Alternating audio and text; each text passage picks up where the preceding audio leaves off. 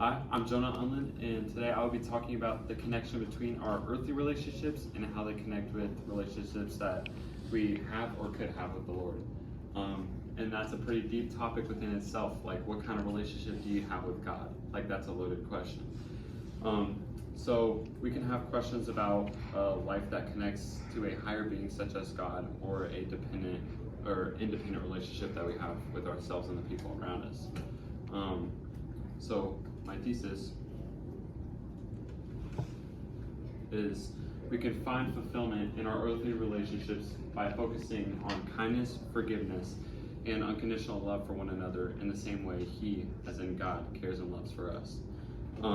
So I will be fighting this argument with our first point, my first point. The quality of our earthly relationships reflects the intimacy that we have with God.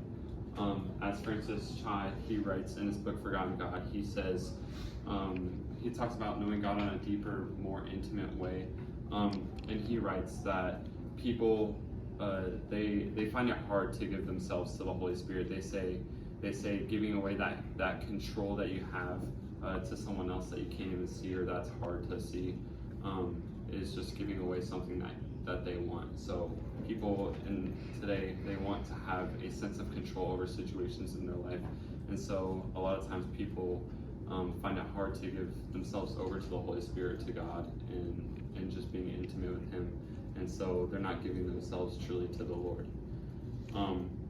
The second point is holy friendships are beneficial because both people are growing from the challenges they face together. Ecclesiastes 4:12 says, though one may be overpowered, two can defend themselves. A cord of three strands is not quickly broken. To put it, just Ecclesiastes 4, they talk about the oppressors and how those people were already fighting kind of who they were. They thought they weren't worthy, and they thought they weren't worth anything.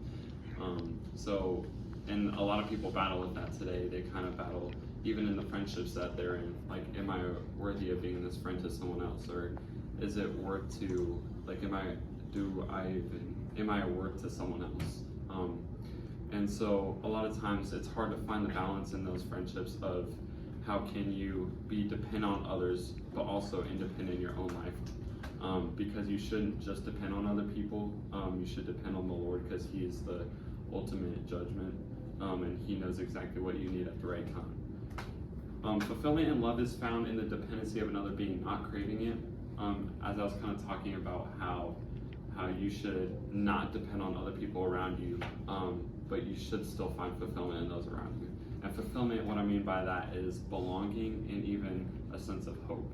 So I think a lot of times there's a difference between, as C.S. Lewis puts it in The Four Loves, he compares a need love like a child in need of their mother versus a human desire for belonging. So, when a child comes out of the womb, they need their mom.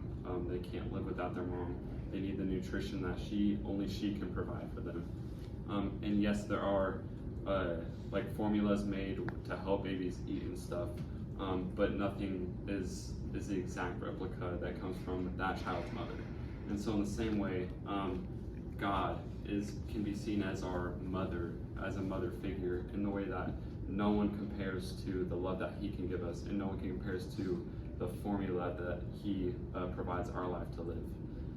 St. Francis de Sales writes in the introduction to A Devout Life, he talks about the difference between true and false friendships, and that can be found through just going into high school. If you're looking for a new friend or a new friendship or a friend group, where you're finding people who you just want to connect with so that you can seem kind of cool. I think that seems to be a lot of what freshmen do going into high school, is that they don't know like what friend group they want to be a part of.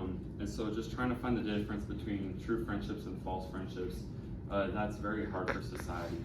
And so that's where it's hard to find that sense of right in between of just finding fulfillment in, like, through the validation of other people around you. Because as a true friend, as a friend of a believer or non-believer, you should give yourself to your friend in the way that you're being humble and patient with them and the things that they have to say.